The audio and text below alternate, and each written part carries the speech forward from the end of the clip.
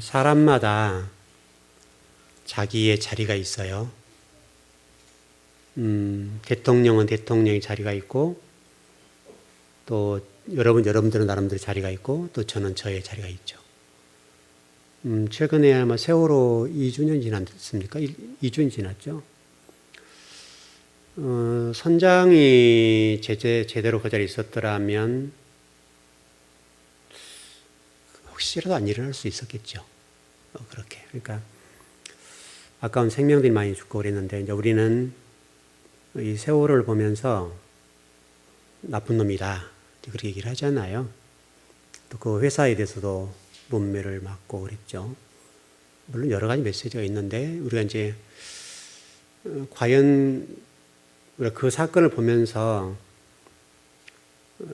과연 그 사건이라고 하는 것이 그것으로 국한한가,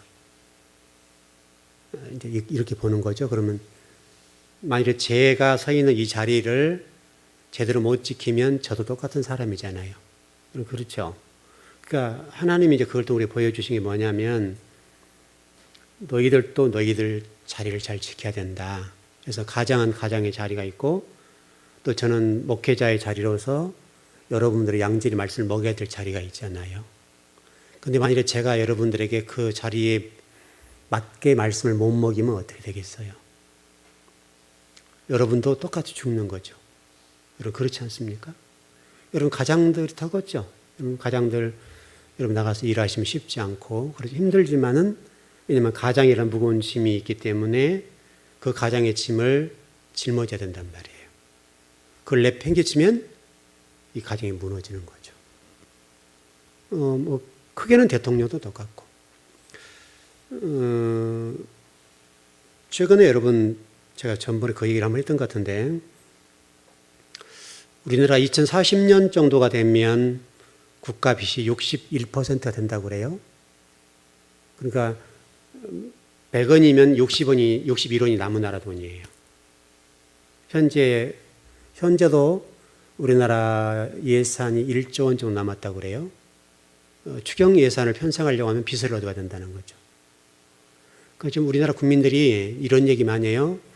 나라 돈은 눈먼 돈이다, 이런 얘기를 많이 해서 어떻게 하면 국가 돈을 빼먹으려고 애를 쓴단 말이죠. 물론 우리가 한 개인으로 보면 그렇게 편하게 갈 수 있습니다만, 국가 전체적으로 보면요, 나라가 망해가는 거죠. 여러분, 나라 빚이 61%가 되면요, 이거는 심각한 상황이 됩니다. 근데 이제 우리 국민들이 요구하는 것은 많은 복지를 요구하고 있잖아요, 지금요. 그리고 실질적으로 알게 모르게 이제 어떻든 국가 돈은 눈먼 돈이라고 빼먹는 사람이 참 많거든요. 합법적으로 빼먹고 또 이상한 걸 빼먹고 그래서 참 어렵습니다. 우리 국가 전체로 보면 국민들이 많이 생각을 해봐야 되는데, 우리 국민들은 너무나 이제 그 단맛을 봤잖아요. 우리가 단맛을 봤기 때문에 좀 불편하게 못 살아요. 그래서 어떻게든지 우리는 이제 국가 돈을 빼서라도 먹고 살려고 애를 쓴단 말이죠. 여러분 하다못해 담배꽁초 버리는 것도 보세요. 담배를 만약 차에서 피웠으면 차에 잿더리가 있잖아요, 여러분. 거기다 넣으면 되는데 참 우리나라 사람들 알다가도 모르겠어요. 여러분 대부분 제가 가끔 제가 운전을 잘 안 합니다만은 가끔 한 번 나가면 이 담배를 피다가 꼭 창문을 열더라고, 사람들이. 그럼 창문을 여는 것을 왜 연가 보면 꼭 손을 이렇게 내려요. 가만히 있다가 담배꽁초를 이렇게 비벼버려요. 그리고는 살짝 놓고 가버려요. 그러면 그거 누가 또 주셔야 돼요? 누군가는 주셔야 된단 말이죠. 그러면 그 비용이 들어가는데, 그 비용 국가 돈도 들어가는 거죠. 그래서 재떨이에 넣었다가 어떤 휴게소로 갔더니 어느 장소에, 일정한 장소에 휴지통에 집어넣으면 되거든요. 근데 우리가 국민의식이 이렇게 안 됐다고요. 그러니까 운전자는 운전자로 자리에서 담배를 피웠으면 담배를 재떨이에다 버리고, 휴지 한 장이라도 그렇게 버리고, 여러분 그래야 되지 않습니까, 여러분? 국가가. 국민들도 마찬가지고, 또 대통령이라는 자리도 마찬가지고. 요즘 박근혜 대통령의 어떤 지지도가 29%로 나왔더라고요. 최악이에요, 지금 최악. 거기가 상당히 높았죠, 여러분. 그 60%에 왔다 갔다 했었던 것이고요. 내려와야 40%대 있는데 지금 29% 떨어졌어요. 그러면 금방 내임덕이 와버려요. 국민들의 지지를 못 받으면 대통령 힘을 못 씁니다. 그러니까 저는 좀 대통령 되는 사람들한테 좀 얘기를 하고 싶은데, 뭐 저 같은 사람 얘기할 수 있는 기회도 없고 하니까 그런데, 제발 좀 대통령이란 이 5년 기간 동안에 너무나 좀 일을 많이 하려고 안 했으면 좋겠어요. 국가를 좀 잘 세워서 100년 대계를 바라보고 갔으면 좋을 것 같은데, 자꾸 자기 임기 동안에 뭔가를 이루려고 그러니까, 제가 새벽녘 말씀드렸습니다만은, 저도요, 간단해요. 제가 만약 목회하는 기간 동안에 제 업적을 남기려고 그러면 빚어둬서요, 좀 다바라 센터 세우면 돼요. 그리고 빚어서서 우리 연세 드신 분들 집 한 채 사서 편히 모시면 돼요. 그럼 다 할 수 있어요. 또 더 크게 하고 싶은 건 뭐냐면, 선교센터를 세워가지고 선교사들을 언어 훈련을 시켜서 내보내고 싶은 이런 좀 생각이 있거든요. 여러분, 이런 것들 빚어서 하면 돼버려요. 근데 제가 그렇게 안 하잖아요.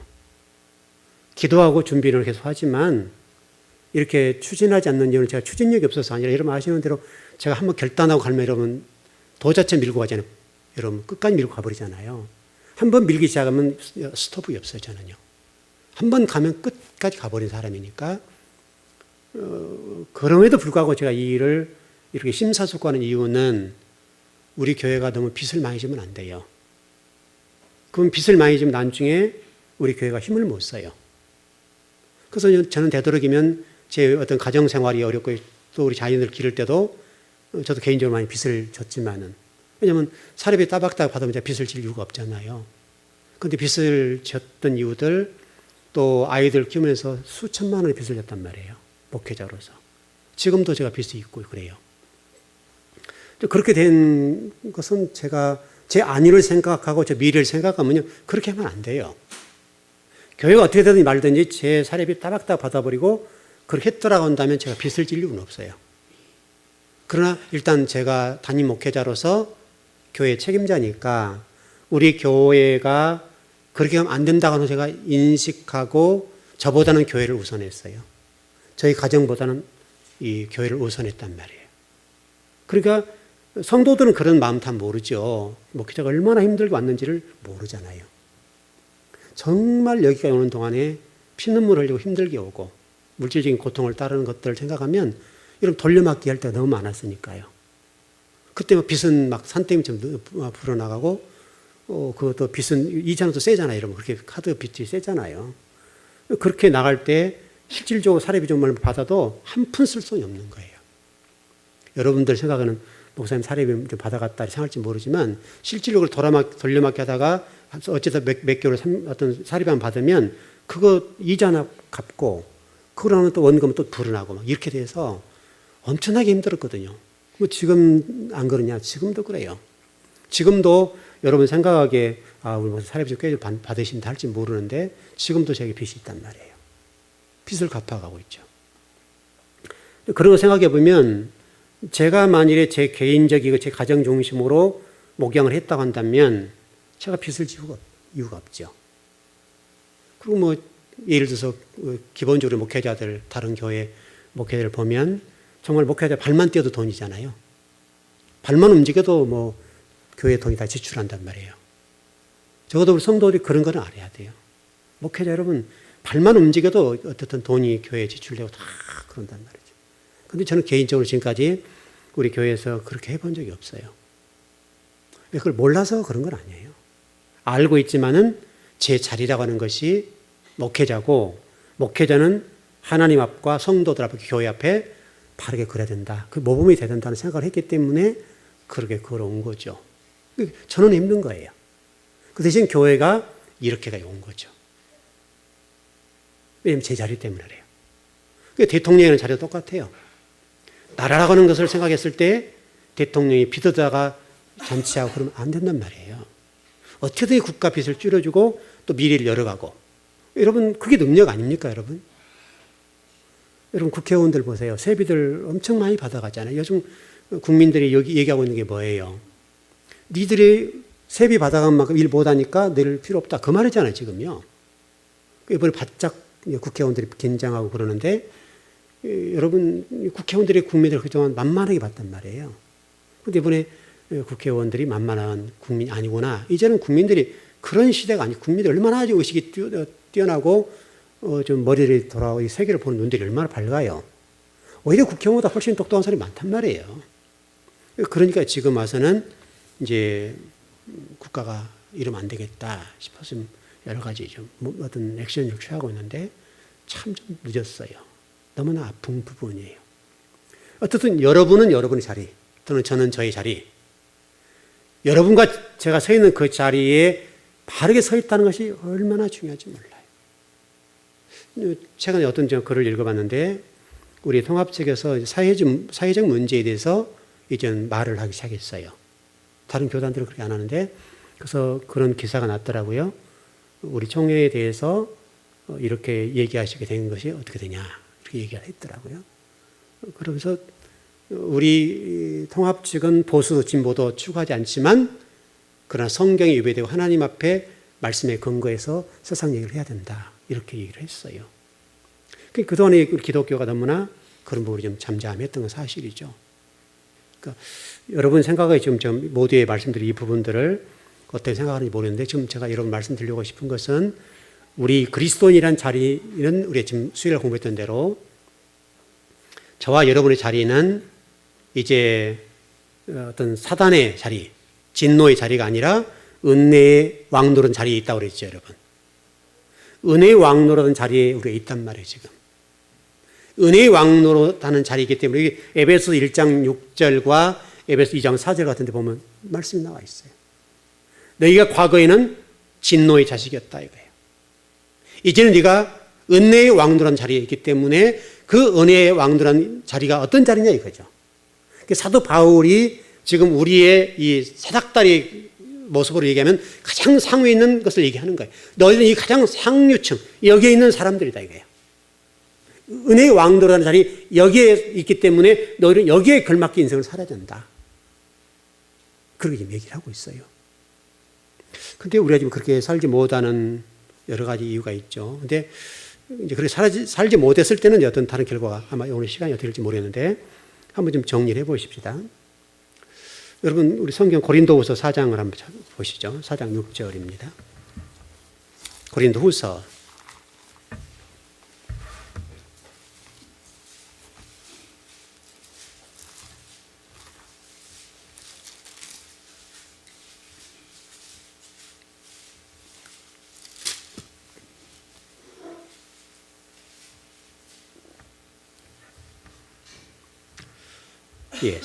4장 6절 시작. 어두운 데에 빛이 비치라 말씀하시던 그 하나님께서 예수 그리스도의 얼굴을 있는 하나님의 영광을 아는 빛을 우리 마음에 비추셨느니라. 여러분, 창세기 1장 2절에 혼돈과 공허 흑암이라고 하는 것이 무정경 상태, 지옥 상태라고 그랬죠. 진노의 자식이라고 그랬죠. 그 진노의 자식에게 하나님 빛이 있으라고 그랬단 말이죠. 여러분, 그렇게 됐죠. 첫째 날 얘기잖아요. 빛이 있으라 했단 말이죠. 그 빛이 뭐냐 이거예요. 그 빛이 뭐라고 얘기합니까? 여러분, 여기 고린도후서 4장 6절에 뭐라고 말씀합니까? 그 빛이 누구시라고요? 예수 그리스도. 예수 그리스도가 여러분의 무정갱, 진노의 자식, 어둠, 또 공허, 흑암, 또는 뭐죠? 좀 혼돈, 이것으로 자유케 되는 유일한 길이다. 유일한 길. 여러분과 제가 혼돈과 공허, 흑암이라고 하는 그 상태에 벗어나서 빛의 자녀로 살 수 있는 유일한 길은 예수 그리스도라는 그 빛, 그분에 의해서만 주어진다. 그러니까 여러분, 단순히 예수 믿고 뭐 천국 간다 이런 개념을 떠나서 여러분의 어떤 행복이라고 하는 글을 말씀드린다면, 오직 우리 인생의 행복이라고 하는 것은 그 예수 그리스도 빛의 조명될 때만 가능하다는 거예요. 그 상태를 벗어나게 되면 어둠이에요. 지옥이에요. 수월.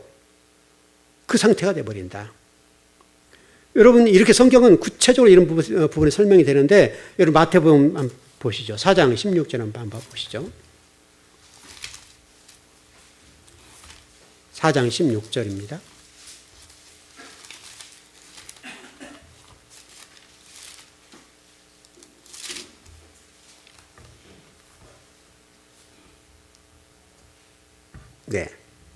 시작. 흑암에 앉은 백성이 큰 빛을 보았고 사망과 땅과 그늘에 앉은 자들에게 빛이 비추었도다. 흑암에 앉은 백성, 또 사망의 땅에 앉은 백성, 그 빛이 어떻게 됐다는 거예요? 큰 빛을 봤다. 큰 빛이 뭐예요? 예수 그리스도. 여러분 창세기 1장 2절 얘기를 하고 있잖아요, 여러분. 창세기 1장 2절에서 흑암에 앉은 백성이 큰 빛을 받고 사망의 땅과 그늘에 앉은 자들에게 빛이 비추어도다. 여러분이 인생의 어떤 마음의 어둠, 또 사망의 땅, 또 어둠에 앉아있는 여러분의 어떤 마음 상태, 그 상태를 벗어날 수 있는 유일한 길이 뭐냐면 예수 그리스도의 빛. 그 예수 그리스도의 빛이 여러분을 조명해 주게 되면 그 예수 그리스도의 빛에 의해서 여러분들이 어둠으로 따라온다. 그래 여러분 예수 그리스도를 믿는다는 것은요, 여러분이 마음 상태가 정말 무엇으로 채울 수 없는 것으로 채워진다는 거예요. 여러분 마음의 부자 아시죠? 여러분 마음의 부자. 이 마음의 부자라는 것이 얼마나 중요한지 몰라요. 제가 실제로 가지고 있는 거 아무것도 없거든요. 아무것도 없고 그러는데, 근데 제가 가난하다고 생각해 본 적이 없어요. 여기 마음속에서 가난하다 이 생각을 해본 적이 없어요. 왜요? 하나님 말씀을 연구하고 하나님 말씀을 이렇게 늘 묵상하고 하나님의 깊은 진리 속에 들어가고 그 속에서 누리는 그 하나님의 진리 말씀에서 주는 그 기쁨과 감격과 그 행복이라고 하는 것은 이 땅의 어떤 그것과 비교할 수 그것이 안 돼버려요. 그러니까 정말 그 영, 하나님 말씀과 생명을 가진 그것이 복이다, 천국이다 그렇게 말씀했죠. 심령이 가는 자는 복이 나의 천국이 저희 것이며.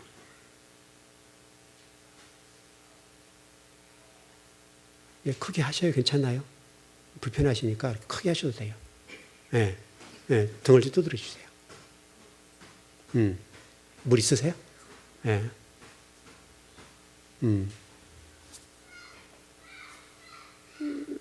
여러분요, 여러분 우리 교회 성도들 뭐 물질적으로 풍요로운 사람들은 없으신데 여러분 그것 때문에 좌절하지 마십시오. 여러분 하나님 앞에 갈 때는 다 내려놓고 가야 돼요. 중요한 것은 지금 현재 여러분이 하나님을 만나 예수 그리스도를 만나 진리를 만난 그것 때문에 그 무엇으로도 표현할 수 없고 말할 수 없는 그 있잖아요. 기쁨, 행복, 무엇으로도 누릴 수 없는 그거 있잖아요, 여러분. 그거. 여러분 그것을 가지고 있다고 한다면 비록 우리가 물질적으로 좀 그렇다 하더라도 당장 물질적으로 좀 공부하고 힘든 부분이 있다 할지라도 그것과 비교할 수 있는 행복이 그 속에 있단 말이에요. 왜? 그분이 빛이니까요. 그분이 빛. 그분이 빛이니까 어둠이 없어진 거죠. 그늘이 없어진 거죠.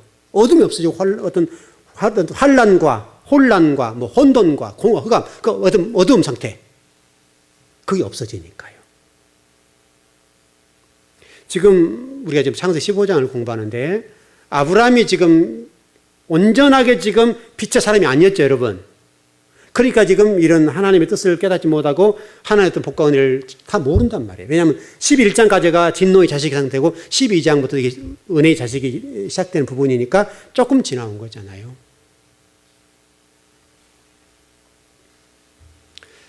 여러분 예수 그리스도 안에 유일한 빛과 미래가 있습니다. 그분 안에만 여러분 행복이 있어요. 그분 안에만 생명이 있어요. 그분이 여러분과 함께 하실 때 자유함을 느껴요. 진리를 알지니 진리가 너희를 자유케 하리라. 진리예요, 진리. 여러분 진리를 소유해버리면 그 진리의 말씀이 여러분을 자유하게 해요. 자, 우리 교회를 한번 보십시다, 그냥. 뭐 우리 교회 수천만 명 교회 다니고 또 뭐 특별한 프로그램도 있는 것도 아니고 뭐 문화 어떤 광장에 있는 것도 아니고 여러분 큰 교회들 그런 혜택이 있잖아요. 그것 때문에 큰 교회 가는 분도 계시니까. 여러분 그 문화 광장에 있고 그런 것들이 있다고 성도들이 행복해질까요? 정말 진리 말씀만 제대로 맛봐버리면, 진리 말씀을 제대로 선포되면 여러분이 그 진리 말씀대로 행복하잖아요, 여러분. 그것 때문에. 순간적인 찰나의 것들은 잠깐 있을 수 있겠지만은 하나님 말씀이 여러분 가운데 그대로 조명돼 버리면, 그냥 비춰져 버리면 그 한 말씀을 붙잡아 평생을 할 수 있잖아요. 저 같은 경우는 여러분 제가 이미 고백을 해드렸습니다만은 저는 그 어떤 죽음의 상태에 있었을 때에 하나님 제게 주신 말씀이 있어요. 에레미야 그 말씀과 똑같은 것들인데, 내가 네 목을 쓸 거야. 넌 말씀의 종이 되라. 그 한 말씀이에요, 저는요. 지금도 그래요. 너는 말씀의 종이가 네가 네 목을 내가 쓸 거야. 그러니까 너는 말씀의 종이 돼. 제가 이렇게 말씀에 매달리게 된 것은 그것 때문이에요. 왜냐하면 하나님이 저에게 말씀하신 것이 너는 말씀의 종이라고 했기 때문에 말씀만 공부하는 거예요. 또 다른 달란트 계신 분들도 다르겠죠. 하나님 주신 달란트가 다 다르기 때문에 그럴 수는 있습니다만은, 어쨌든 하나님은 우리가 전번에 우리가 그 구약 성경 가운데 그런 말씀이, 어떤 알지 못하는 입, 어떤 희한한 말을 하는 사람, 그런 분이다 그랬죠. 그런 말씀과 같이 여러분 처음 저 만났을 때는 도대체 뭔 말인지 잘 몰랐죠, 여러분. 저 양반이 도대체 어떤 양반인데 지만 잘났다고 저래. 저도 그 얘기 참 많이 들었어요. 지만 잘났다고 그런다 얘기 많이 들었는데, 제가 잘나서 그런 것이 아니라 정말 그게 맞는 거거든요. 맞는 거. 정말 이 강단에서 하나님 말씀을 전하기 맞아요. 여러분이 교회에 오는 이유가 뭐예요, 여러분? 여러분 뭐 무슨 문화 강좌를 들어와 여러분이 무슨 그런 거 아니잖아요, 여러분. 하나님 말씀을 듣고 싶어서 온 거 아니에요. 여러분 이사야 42장 한번 볼까요? 이사야 42장 6절 7절 한번 보십시다. 42장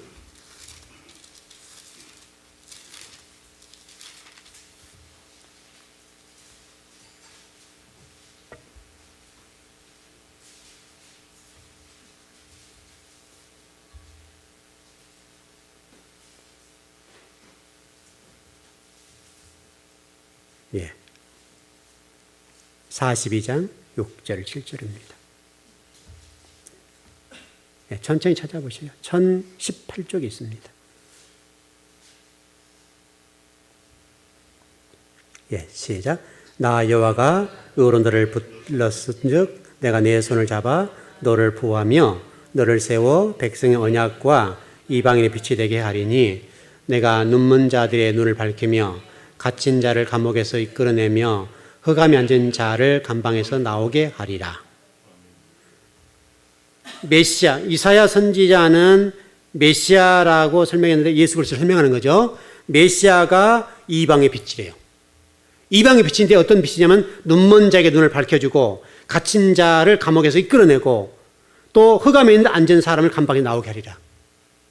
여러분 가운데 어떤 어둠이 있죠. 그 어둠 속에 이방의 빛이 되신 예수 그리스도가 조명해 주시면 그 어둠으로 나올 수 있어요. 그게 어떤 것이 할지라도, 그 어떤 우리 인간이 할 수 없는 어떤 것이 할지라도 이방의 빛 되신 그 예수 그리스도가 여러분과 함께 해버리면, 그분이 나의 어떤 갇힌 어떤 것, 어둠의 그 부분에 말씀해 주시고 그 부분을 만져주시면 이 시간도 역사가 일어날 수 있어요.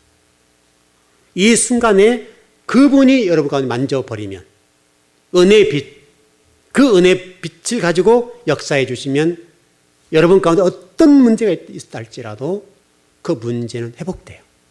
왜? 이방의 빛이니까요.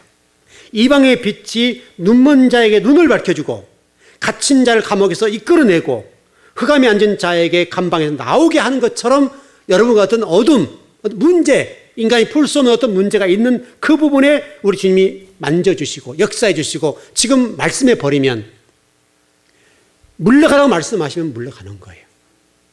그게 빛이에요, 여러분. 혹시라도 여러분과 어떤 문제가 있고 풀리지 않는 어떤 것들이 있다고 본다면 그 문제는 우리 주님이 만져주시면 돼요. 주님이 해결해 주시면 된다고요. 그래서 그런 거 있죠. 여러분, 머리가 어떤 분들이 좀 이렇게 안 좋은 분들도 있다고 그러는데, 근데 주님이 은혜를 갑자기 주셔요. 그럼 머리가 막 좋아지. 상상할 수 없는 일이 벌어져요. 가능한 거예요, 여러분, 가능해. 왜냐면 만왕의 왕이시잖아요, 만왕의 왕. 만주의 주가 되시고 만왕의 왕 되신 그 예수 그리스도께서 우리 아버지니까, 우리 아버지 되신 그분이 자식된 우리들에게 은혜의 빛을 비춰주, 이방의 빛을 비춰주시면 문제가 해결됩니다. 그분을 만나십시오, 여러분. 그분을 만나시면 됩니다. 49장 6절도 한번 보십시다. 이사야 49장 6절 똑같습니다. 이사야 선지자는 그렇게 봤습니다.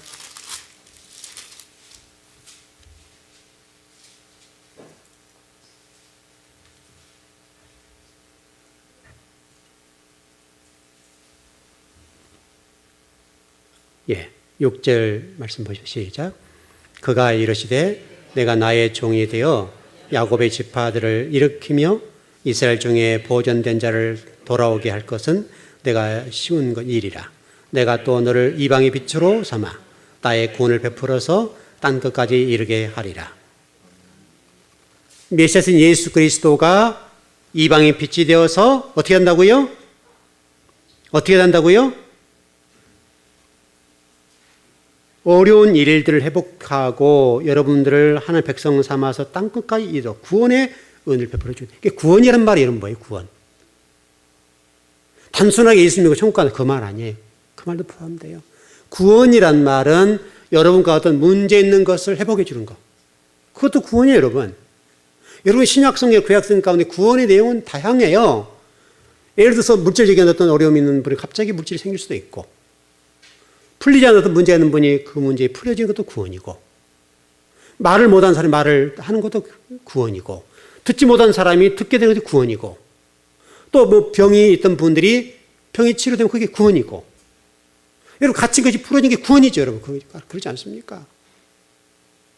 여러분 구원의 문제는 성경이 다양하게 기록하고 있어요. 단순히 예수님이 구원받았다, 그것은 아주 기본적인 것이지만은 여러분 어떤 하나님 백성으로서 여러분 삶 가운데 어떤 문제 있는 부분들에 관해서 그 문제를 풀어주신 거, 그게 구원이라고, 여러분. 그 은혜를 체험하십시오. 여러분 믿는 사람이 얼마나 복인지 몰라요. 그 다음 좀 결론적으로 좀 정리해 보십시다. 그렇다면 우리 현실적으로 돌아와서 이렇게 우리 예수님이 우리의 빛이 되어 주셔가지고 우리를 사망으로부터서 또 절망으로부터서 어둠으로 건져내 주실 수 있는 분이에요. 그래도 그걸 우리가 노리지 못한 것은 무엇 때문일까? 여러분 요한복음 1장 3절을 한번 보십시다. 요한복음입니다.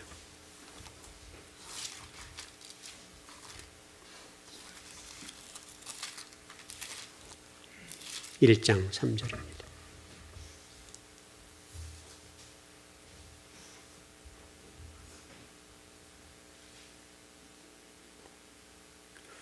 (3절) (4절) (5절까지) 한번 보십시다. 시작. 만물이 그로 말미암아 지은 바 되었으니 지은 것이 하나도 그가 없이는 된 것이 없느니라. 그 안에 생명이 있었으니 이 생명은 사람들의 빛이라. 빛이 어둠에 비추되 어둠이 깨닫지 못하더라. 왜 그렇다는 거예요? 빛이 어둠에 비추어 주는데 5절에 뭐라고 되어 있어요? 어둠이 깨닫지 못했다. 깨닫지 못했단 말이 뭔 말일까요, 여러분? 깨닫지 못했단 말이 뭔 말이죠, 여러분? 깨닫지 못했다는 말은 카탈람바로라는 헬라어 단어인데요. 카탈람바로라는 헬라어 단어가 뭐냐면 잡다, 취하다, 영접하다, 그런 뜻이에요. 간단히 정리하면 예수 그리스도를 영접하지 않았다, 그 말이죠.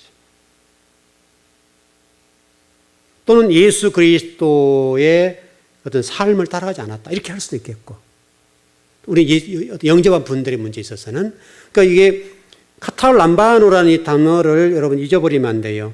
여러분 뭐 단어는 잊어버릴 수 있습니다만은 깨닫지 못했다는 말은 뭔가를 이렇게 이해하지 못했다 이런 말이 아니라 빛이 어둠에 비쳤으나 그 빛이 빛으로 역할을 못 해주는 것은 우리의 문제인 거예요.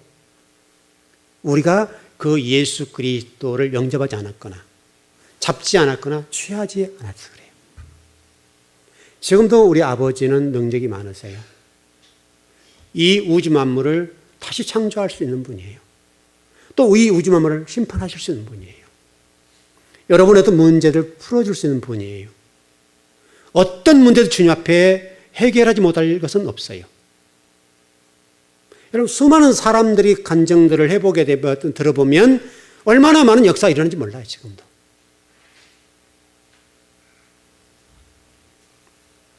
어떤 여러분이 예배 중간에 또는 뭐 집에 가셔서라도 이 말씀이 여러분 삶 속에 역사가 일어났으면 좋겠습니다. 예배 드리는 동안에 역사가 일어날 수 있고, 또 집에 가서 역사가 일어날 수 있고, 여러분들이 그 사모하시면 되죠. 그 말씀을 되새김질하면 되죠. 아버지 주의 종을 통해서 오늘 말씀을 들었는데 아버지가 말씀하셨잖아요. 여러분, 제 얘기 아니죠. 아버지가 이 방의 빛이라면서요. 진노의 자식에서 어떤 혼돈과 공허, 흑암의 상태에 있는 그 어둠으로부터서 빛이 되어서 조명해 주신다면서요. 해결해 주신다면서요. 그분이 우리에게 역사해 주신다면서요. 여러분, 기도할 수 있잖아요. 여러분, 그렇게 기도하시면 돼요. 그건 기도할 수 있어요. 왜? 아버지가 말씀하시고. 기도가 가장 좋은 게 뭐냐면 말씀 붙잡고 기도하는 거예요. 말씀 붙잡고. 하나님 말씀하셨잖아요. 그럼 되잖아요, 여러분.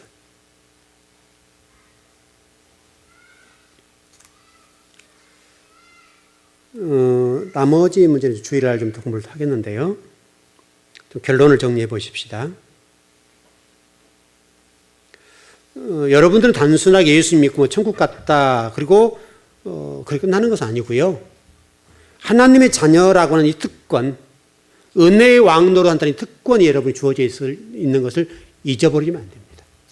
여러분에게는 은혜의 왕노로 하는 특권이 주어졌어요. 그 예수 그리스도의 빛, 진리 되신 빛, 진리의 말씀을 역사하시는 그 말씀, 그것이 여러분의 어둠을 물리쳐 주시고 진노의 자식으로부터서 생명의 자식으로, 은혜의 왕의 자식으로, 그런 하늘의 존재로 여러분들 이끌어 주신단 말이에요. 그게 성경이죠, 여러분, 성경. 하나님이 오늘 우리에게 그렇게 말씀해 주셨어요. 그러니까 여러분, 우리 에베소 1장 6절을 전번에 2장 6절을 공부했었죠, 수요일날. 우리를 하늘의 존재로, 진노의 자식에서 하늘의 존재로 우리를 끌어올려 주시겠다, 이렇게 위로. 여러분이 지금 그 자리에 있는 거예요, 그 자리에. 여러분들 자존감이라고 합니까? 그걸 너무나 낮추지 마세요. 자존감은 당당하셔야 당당해. 어디로 내놔도 이게 착 펴져야 돼요. 움츠리지 말고. 왜? 우리는 바울을 통해 말씀한 게 뭐냐면 너희들은 하늘의 존재야. 감히 이 땅의 존재가 아니란 말이에요. 감히 이 땅의 존재들이 여러분들을 무시할 존재가 아니란 말이에요. 당당하게 하나님의 자녀답게 어깨를 펴고 나는 하늘의 존재에서 가장 윗단계에 있는 윗사다리에 있어요, 여러분.